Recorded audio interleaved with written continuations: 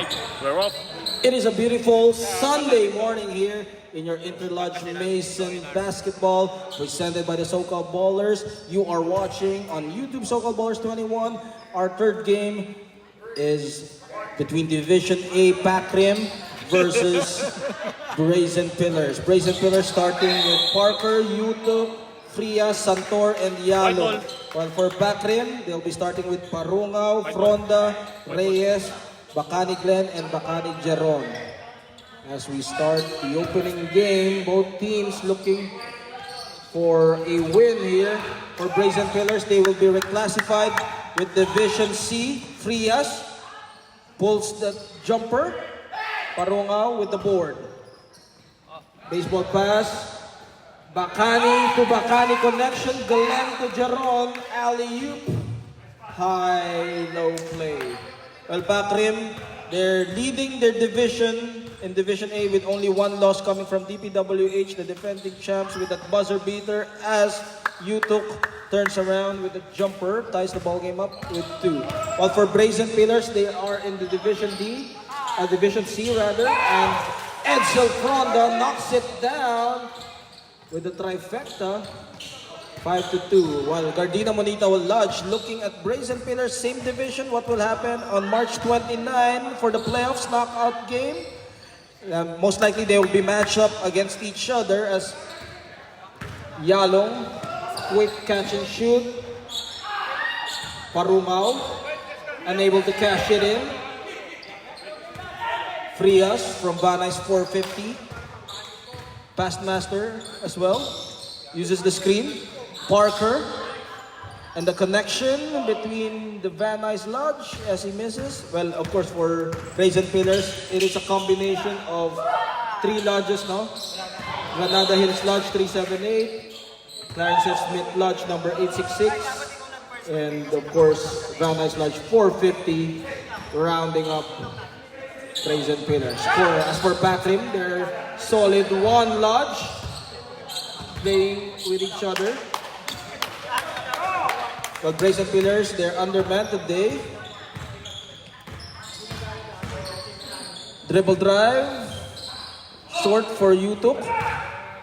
Reyes navigating. No numbers, but Fronda fires away, bounces off. Frias tracks it down. Kuya mo yun eh. Frias transition. Leo Austria. Shot. Sets up Santor. Santor, that's his favorite spot for Ricky Santor. Leading scorer of the Brazen Pillars, averaging 20 points per game. Reverse, pulls up for Ariel Parungaw, grabs the lead 7-6 for Ariel Parungaw. Kuyang Takashi. Frias looking at a 2-3 zone against Fronda, high-low.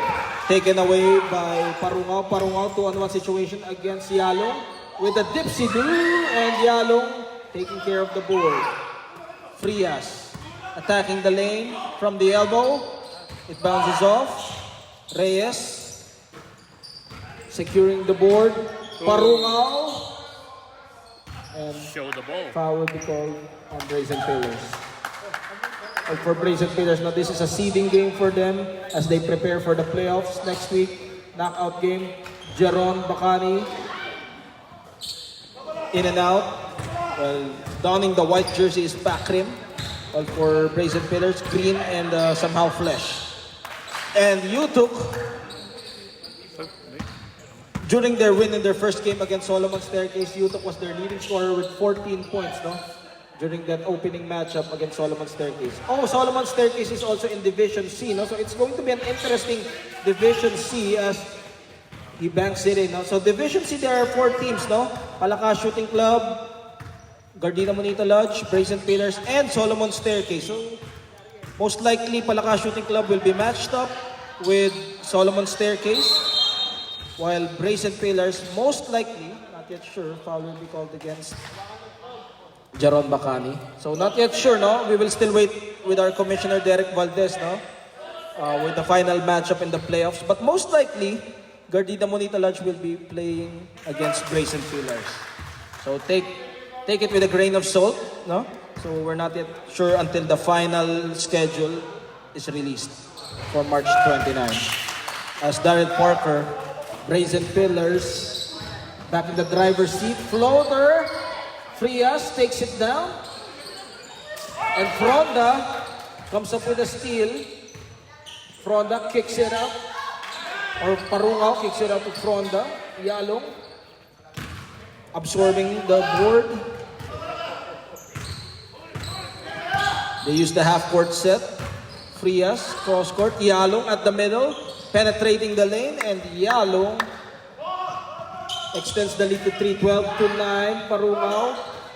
Again, alley pass to Jeron Bacani, 12-11 with 13 minutes and 35. Well, that has been their play. No? Usually, alley-oop, eye in the sky play between Parungaw and Jeron Bacani. Or usually, that would be Glenn Bacani to Jeron Bacani. Fails to connect.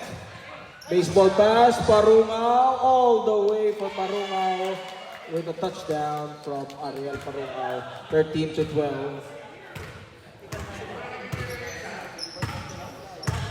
They slow things down for Brazen Pillars as they would be needing that energy come second half. Santor lines it up. Another baseball pass, Parungaw underneath the basket and manages to make it. Amazing move. And of course, great assist pass from Reyes to Parungaw. Frias pulls the trigger, too strong. Again, transition offense, Pakrim on the run. Goes to the left side, Jeron Bacani will be fouled by Frias. Jeron Bacani soaring with the layup. Extends the lead to 3. After the free throw, second shot. Malupit yung Parungaw na yun!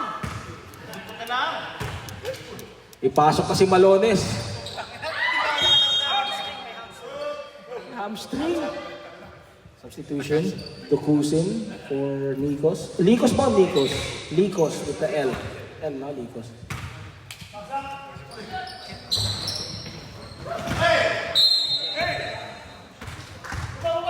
And ball will remain with Pakrim as fresh legs for Likos and Tukusin. Tukusin, their sixth man, and again Tukusin providing that energy off the bench for Pakrim, who will be playing monumental here for the Division A. Yalong, nahulog pass, Reyes, pedal on the metal. Likos will challenge the bigger Darren Parker, and Darren Parker wags the finger, erasing that shot from Likos, and Darren Parker, emphatic block. Dokusin at the middle against Santor, squeezing himself at the post. Bacani throws a wild shot as the defense prevailing on that possession. Finds Santor, got a piece of it from Nikos. Reyes maneuvering his way, drops it up to Glenn Bacani. Glenn Bacani will be committing a turnover and a chance for the Brazen Pillars to close the gap. With 9 minutes and 50. Brazen Pillars down by 5. They need their players here. Kung kailan naman kompleto ang Clarence F. Smith, wala si Brother Win Apaw, no? Tsaka si Brother Rolly. 3-on-1 situation. Nikos will make it up for that block shot. 19-12. Timeout, Brazen Pillars. As they need to talk things over. We'll be right back after this timeout.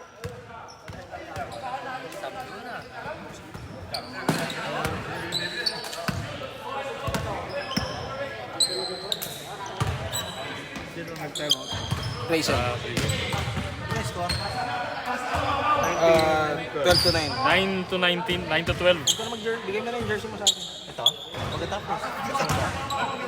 Alvin Patrimonio.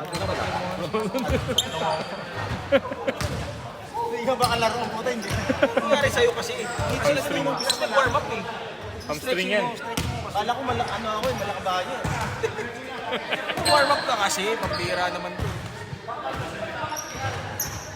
Oh, back-to-back games pala for Gardena Monita. You'll be playing Solomon Staircase na today. Solomon Staircase na, Division C.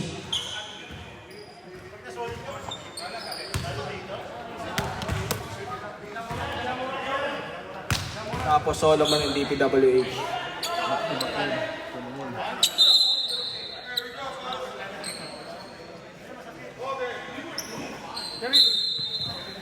Back to the action. Our score is 19-12. If you have just tuned in, make sure to follow our YouTube page, SoCal Ballers 21. As we go straight back into the action, YouTube second serving, and he will be called with a foul, and he will go to the line. Galing pong gusto ni YouTube eh. Foul will be called against Likos, and YouTube will go to the line. Rico Yutuk. 4 eh. Purong 4. Bagao is in the ball game as well for backhand. As they cut the lead down to 6, 13-9. It's a beautiful Sunday morning here in Carson City. So if you're near the area, you can go here next week, March 29 for the playoffs. If you're watching this, Reyes directing traffic. They go at the post. Bacani challenging 2 defenders and kisses it off the glass and in for Glenn Bacani. 24-21, 7-point game separating both teams. Yalong making a move, maneuvering, weaving through, goes underneath the basket for Santor with 4 points under his wing. 16-21 for Ricky Santor. Well, they need to make it work now for Santor and Yutok. Both guys, their leading scorer. And the footwork from Reyes. Ooh, again another block! Take that out of here. And that was just nasty. Likos getting $2 already from those blocks, no? He is always the victim of that emphatic block. 16-21. That was just devastating, no? As Parker showing us his defensive capability, especially in the paint, which will play monumental in the playoffs, no? With 7 minutes and 28 remaining. 16-21. Oh, meron tayong pistachio dito, Brother Gab. Wala, dapat may beat. They cross court. Pampalis na ako. Comes up short for Ricky Santon. Bawal. Bawal, may hamstring yun. And Yalong with the anticipation. And now they can cut this lead down to 3 or 4 depending on the shot selection. Frias pulls the trigger, hits all board. Bagao with the board. Reyes, one-on-one against Frias, no look pass, bumping and grinding. Bacani, no foul, no look pass, Dukusin and Parker. Setting up the Santor, substitution.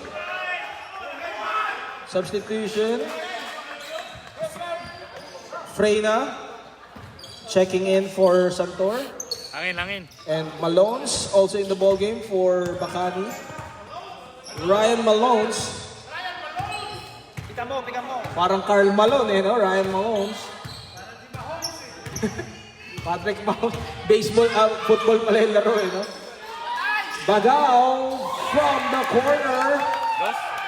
As he hits all net for Eric Bagao. Currently treated 16.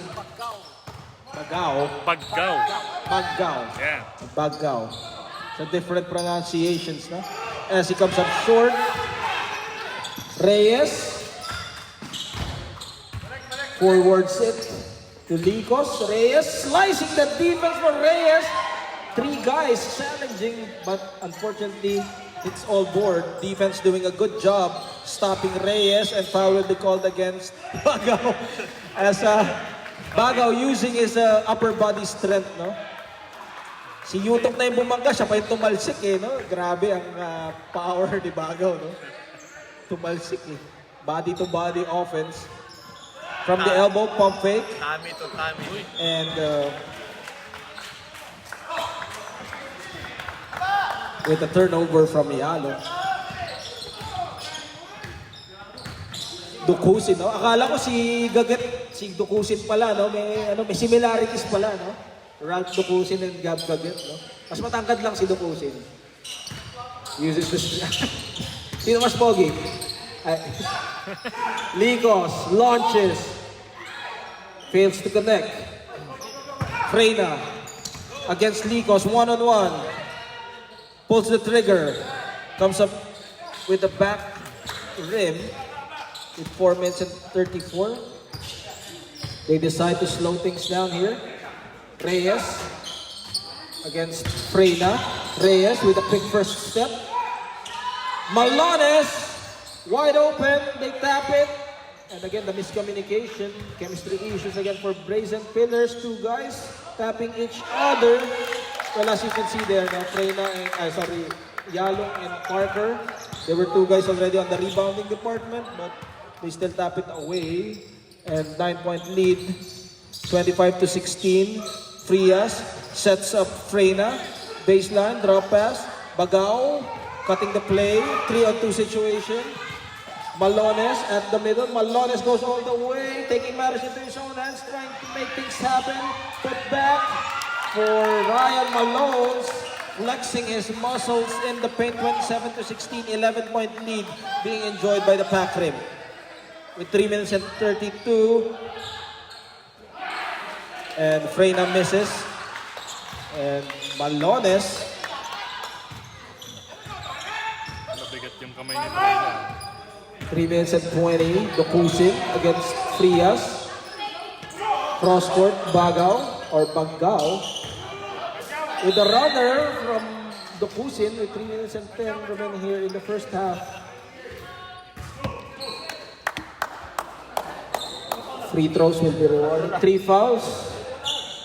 3 fouls on Frias or one? First one. Isa lang kasi kulang silang player. Dalawa. 2 personal fouls on Vic Frias.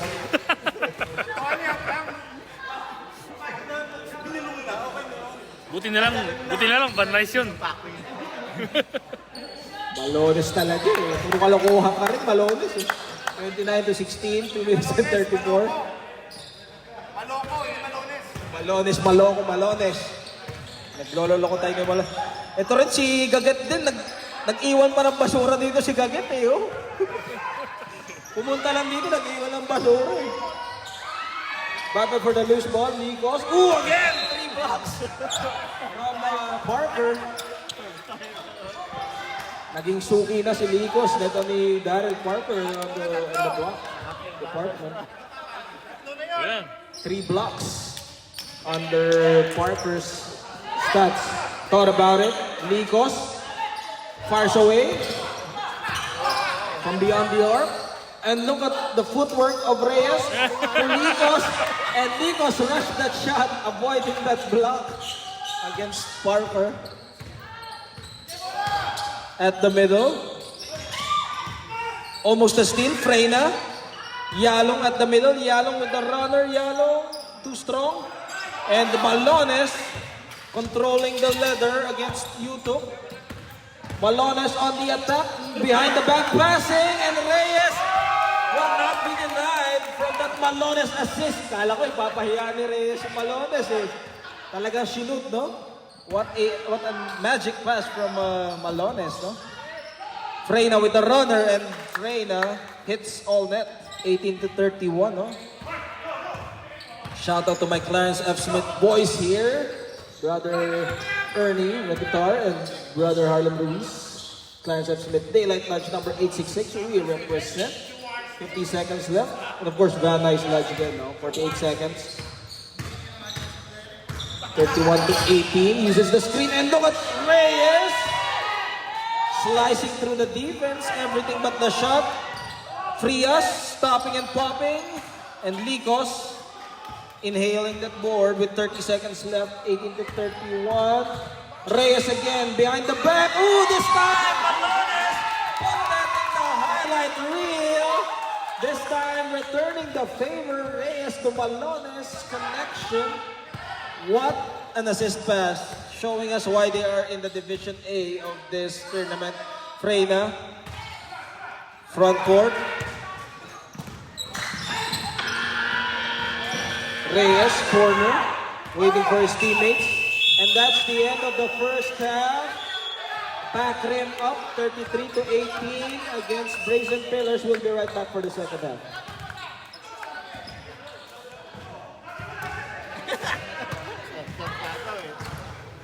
Welcome back to the second half action of your Interlodge Mason basketball. This is a beautiful Sunday morning here, week number 8, live in Carson City. I'm your host, the one and only Ludwig Van Magic Man. The matchup for this third game, Brazen Pillars against Patrim. Patrim up 33-16 with the block coming from Bacani, or rather from Glenn Bacani to YouTube. And look at the high-low play, Reyes misses with that finger roll. 3-on-2, they have numbers. Santor back into the ball game. Freyna launches. Reyes against the bigger Parker. Behind the back with the runner. Bacani at the middle. Jump hook. One-hander. And battle for the loose ball. It will go with Brazen Pillars as Darren Parker enough to bother the offensive player. Bacani pulls down another board. 3-on-2 situation. Bacani drop pass to Jeron. And Glenn to Jeron. Brotherly connection for both guys. Nag-walk out ulit si Malones. Nasaan si Malones? Lumabas eh. Lumabas si Malones. Wala na tuloy gana yung Patrim. Lumabas si Malones eh. Pero ginanahan ulit sila lalo. 3-on-2 situation. Sidestepping for Glenn Bacani. Fronda. Corner. It bounces up. Almost gets the shooter's bounce. Everything but the shot for worshipful Edsel Fronda. Frias. Behind the back. Santor. Sweet spot. And Santor. 6 points for Ricky Santor. With the assist from Vic Frias. Representing Van Nuys 450. Reyes. Ayun, nagbalik na si Malones at the middle. And high off the glass, Ariel Parungaw against that bigger Daryl Parker. That was just a beautiful move from Ariel Parungaw. Crossover, Fria zigzagging his way. And foul will be called against Ariel Parungaw. That's his first personal foul on Ariel Parungaw. Well, he gave up that foul. That was because he was one step ahead of him, so that was a good foul, I should say. Otherwise, that should be converted to a basket. Corner, pump fake, standing his ground. Santor doesn't roll in. Reyes tracking it down, finds Fronda. They tap it back to Jeron Bacani, and Jeron Bacani extending that lead to 19, 39-20. Brazen Pillars being undermanned here. Are they in trouble? Can they make a run? Freyna pulls the trigger. Freyna again, run and gun offense here. Oh, squeezes himself with the defense. However, Freyna cutting the play short. 3-on-2 situation. Santor to YouTube. YouTube challenging Bacani. Bacani standing his ground there. 4-on-2. And traveling violation will be called against Bacani. Substitution, Yalong for YouTube. Well, for Brazen Pillars, no? Being undermanned today, they would be needing their other players come playoff time next week. Because that is going to be a knockout game if they want to make their finals in Division C, as Eric Yalong, team captain of Brazen Pillars, banks it in, uses the board. Fronda, bothered by Santor as he comes up short. Frias, they have numbers, 3-on-2 situation. Yalong at the middle, free throw area.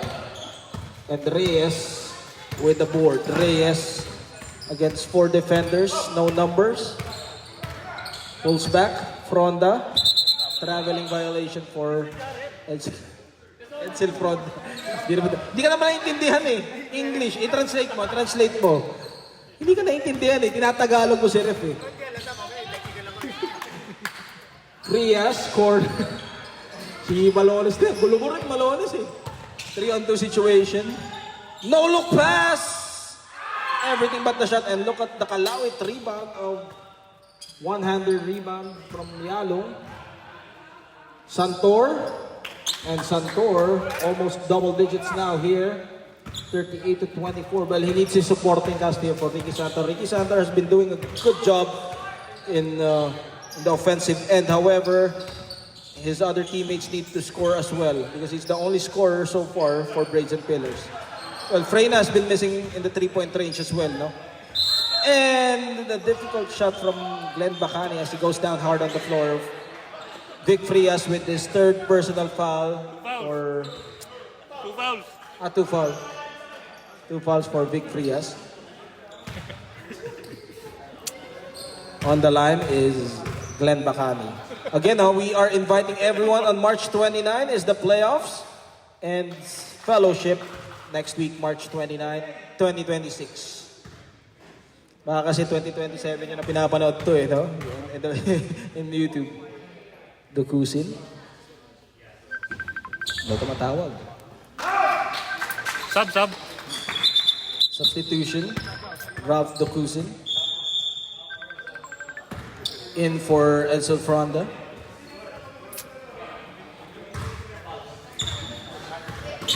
Our score is 41 to 24 in favor of the Pac Rim.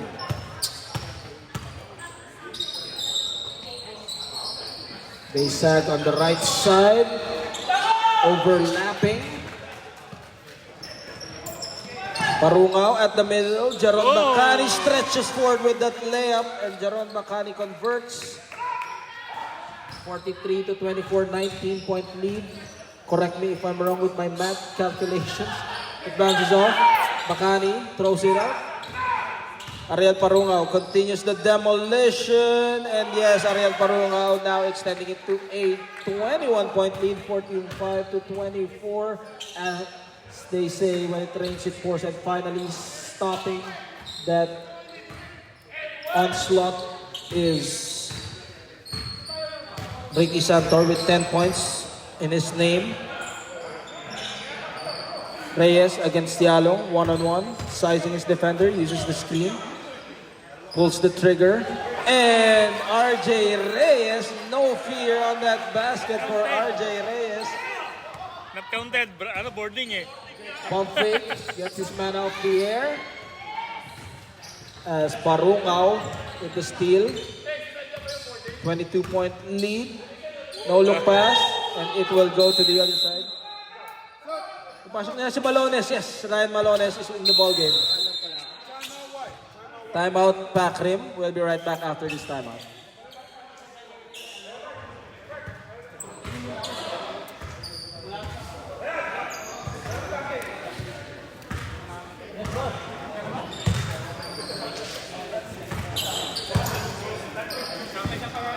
Ilang games ba?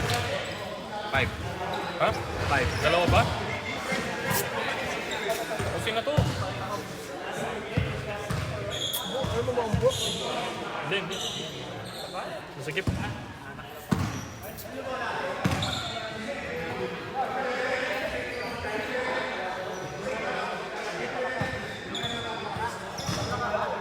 Solo ba tsaka gagawin naman yung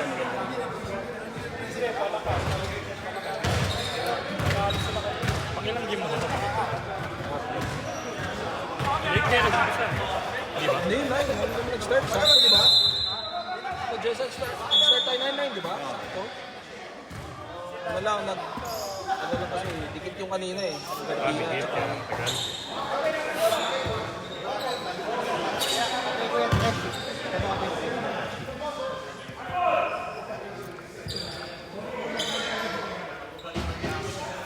Back to the action. You are watching the Interlodge Mason basketball presented by the so-called Ballers. Our matchup is the Brazen Pillars against Pac Rim. Pac Rim with a commanding 22-point lead, 48 to 26. It goes for the reverse layup for Dokusin. And they got the offensive board. Crossover. Bacani against 3 defenders. And Bacani putting the hammer down. Roaring with that attack. Pulls it out for Ricky Santor. 3-man action. Likos with the steal as he picks it up. finds Ralph Dokusin. Quick passing, give and go, and that would be turnover for Ralph Dokusin. Two-match passing there from Dokusin and Bacani. Asa na si Malones? Yan, Ryan Malones. Santor spots up, comes up short. Bagao back in the ball game. 50 to 26, 24-point lead. Comfortable position by Pakrim. Crossover, challenging Parker. Hits all board, but Parker providing that steady defensive presence. Substitution as Bacani. Full exhaustion as Ariel Parungao checks back in the ball game. Division A Pakrim leading their division so far with only one loss. As for DPWH and for Men of Tire, they both have 2 losses as Likos makes the basket 52 to 26 and Pakrim continues the punishment corner and Santor makes the basket. The silver lining for Brazen Pillars as he is the only scorer so far, being efficient here for Brazen Pillars. Takashi, Kuyang Ariel Parungao. Ryan Malones comes up short. Baseline, reverse, Likos against the double team. And this is a tall front court from Brazen Pillars. Now you have Yutok and you have Yalong at the middle and you have Parker. Bagao from the elbow, battle for the loose ball. It will go to Yalong. Santor, well, his teammates need to step up here. He's the only scorer so far. Frias, Yutok, one-on-one. Yutok against Nikos, hits all board. Parker with the putback, and finally Parker joins the scoring here for Brazen Pillars. Well, that could be a wake-up call, no, for Brazen Pillars, especially involving their big man in the paint. With 6 minutes and 33, Frias with the steal. Frias on the run, pedal on the metal, crossover, but Ariel Parungao coming up with a steal. 4-on-1 situation, Likos. Likos with the reverse, magic shot. Amazing move from Likos, making up from those 3 blocks a while ago. 6 minutes and 10. Bagao. Back to Likos. And Likos will fish a foul against Yalong. 6 minutes remaining here in the second half. Our next matchup is Solomon Staircase going up against Gardena Monita Lodge. Another preview of Division C, which could be a playoff matchup. But if I'm not mistaken, no, correct me if I'm wrong, no, Palaka Shooting Club will be ranked number 1 in their division. And most likely, Solomon Staircase, if they win later, they might be ranked number 3. Because Brazen Pillars, most likely will be ranked number 2 or 3, depending on the outcome later between Gardena Monita Lodge. But the rankings won't matter much because it's just a one-game knockout matchup. It's just you with the turnaround from Eric Bagao. All business from Eric Bagao. Pouring on the points, Ricky Santor with the pump fake against 2 defenders. 5 minutes remaining here in the second half, which has been a long day for the Brazen Pillars, who is undermanned today. Kung kailan nandito si brother Ernie Retotare, wala si Daryl Parker. And Daryl Parker exemplifying execution. Jump. Jump. Wagging the finger. Reminds me of Dikembe Mutombo, no? Who always does that. Foul on Yalong with 4 minutes and 25. Ryan. And this wonderful pistachio is sponsored by the manager, no? Brother Harlem Ruiz of Clarence Smith 866. Maraming salamat with your presence, no, Brother Harlem. So, we are honored by your presence. The Kusin almost saving it.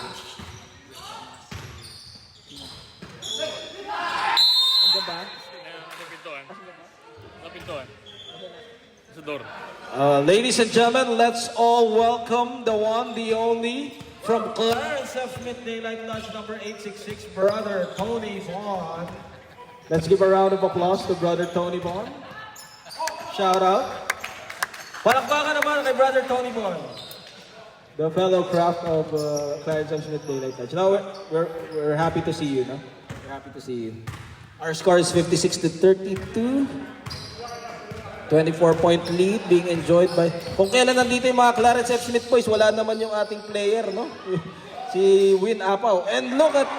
Pero nandiyan naman si Malones. And Malones continues to do the damage here. 58-32. And comes up short for Daryl Parker, no? 3-on-2 situation. No look pass. With a touch pass, Likos. And Likos, 60-32, 28-point lead. Malones is the MVP of Pakrim according to them, no? Ryan Malones, look at the dazzling move of Ryan Malones. Malones decides to take it. It's all board.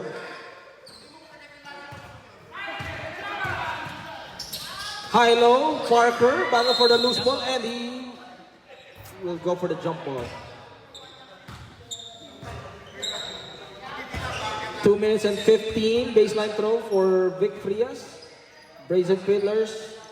Well, they can use this as a practice for the playoffs next week, no? Especially working on that chemistry issues that has been hounding them for several seasons. Bagao. Bank shot, making it a 30-point lead, 62-32. With the last 2 minutes, Frias bounces off. They tap it. Dukusin. Likos with a finger roll. And Likos, all confidence from Likos, as he didn't see Parker in the paint. No, 1 minute and 30. Santor underneath, stolen away by Paruao. 4-on-1 situation, as at the mercy of the defense, and Ariel Paruao, Yalong, well, he cannot do much about that, no? 4-on-1 situation, it's very difficult to stop. 1 minute, and he misses. 1 minute left, and we end the ball game. Since it's a 30-point lead, Brazen Pillars will bow down to Pakrim. Division A, they are still the kings of Division A for Pakrim, and Brazen Pillars will go back next week for the playoffs, which we will be determining who will be playing against Brazen Pillars with this matchup in Division C between Gardena Monito Lodge and Solomon Staircase.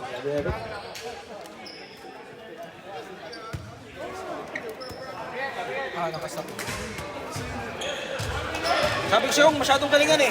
Ito naman, talaga namang binababad.